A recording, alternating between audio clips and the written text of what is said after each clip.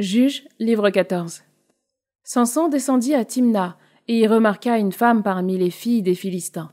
Il remonta l'annoncer à son père et à sa mère, et il leur dit « À Timna, j'ai remarqué une femme parmi les filles des Philistins.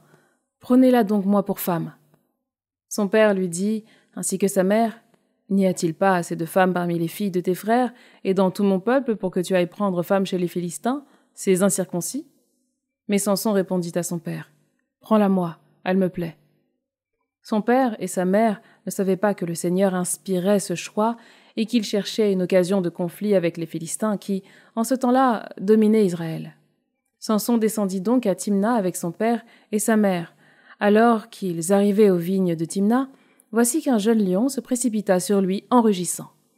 L'Esprit du Seigneur s'empara de lui, et sans rien en main, Samson déchira le lion, comme on déchire un chevreau. Il ne raconta pas à son père et à sa mère ce qu'il avait fait. Puis il continua sa route. Il parla à la femme, elle lui plut.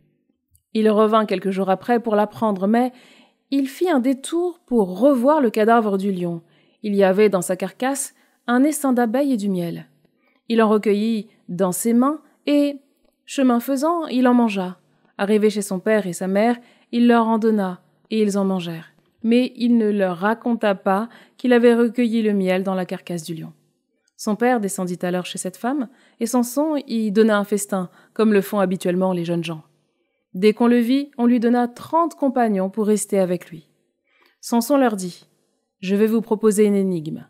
Si vous me l'expliquez au cours des 7 jours du festin, et que vous en trouviez le sens, je vous donnerai 30 tuniques et 30 habits de rechange. Si vous ne pouvez me l'expliquer, c'est vous qui me donnerez 30 tuniques et 30 habits de rechange. » Ils lui dirent alors, « Propose ton énigme, nous t'écoutons. » Samson leur dit, « De celui qui mange est sorti ce qui se mange, et du fort est sorti le doux. » Au bout de 3 jours, les jeunes gens n'avaient pas encore pu expliquer l'énigme. Ils dirent à la femme de Samson, « Séduis ton mari pour qu'il nous explique l'énigme. Sinon nous te brûlerons, toi et la maison de ton père. Est-ce pour nous déposséder que vous nous avez invités, oui ou non ?» La femme de Samson se mit à pleurer tout contre lui.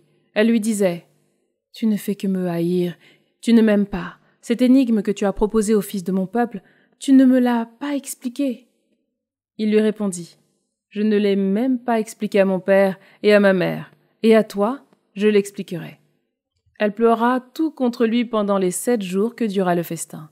Et le 7e jour, à force d'être harcelé, il finit par lui expliquer l'énigme. Et elle l'expliqua à son tour au fils de son peuple. Au 7e jour, avant le coucher du soleil, les gens de la ville dirent à Samson, « Qu'y a-t-il de plus doux que le miel, de plus fort que le lion ?» Samson leur dit, « Si vous n'aviez pas labouré avec ma génisse, vous n'auriez pas trouvé mon énigme. » L'Esprit du Seigneur s'empara de lui. Il descendit à Ascalon, tua 30 de ses habitants, prit leurs vêtements et donna les habits de rechange à ceux qui avaient expliqué l'énigme. Puis, plein de colère, il remonta vers la maison de son père.